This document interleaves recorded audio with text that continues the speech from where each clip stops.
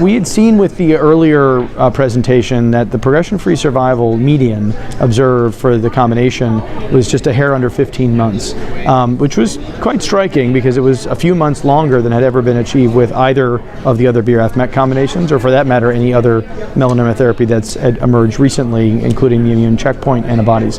But the response rate was quite similar between encorafenib, binimetinib, and the other BRAF/MEK combinations, allowing for cross-trial comparisons and the challenges in always performing such direct comparisons. So with this overall survival result, one of the really striking features was that overall survival, as was the case with progression-free survival, was also markedly longer than seen with either of the previous BRAF/MEK combinations or, again, other therapies, including immunotherapy. So the median survival of just over 33 months, really quite a striking result. And if you looked at the progression-free survival and overall survival, they really were proportionally longer, both of them, I mean, to the same degree, if you will, compared to these recently established standard therapies.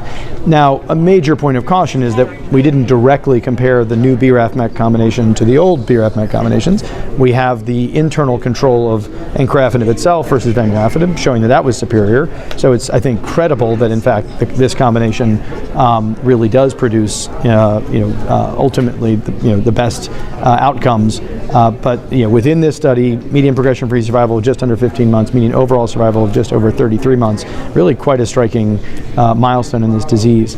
And while I and co-investigators are very excited about that result, because this is a lethal and aggressive disease, another key point is that patients typically are on this therapy for quite a long time, with median progression-free survival of 15 months. Half the patients are on for longer than that. And so therefore, safety and tolerability are critically important. And we had learned in the phase 1 study, but very much confirmed in this trial, is that the tolerability of this regimen is also apparently best in class.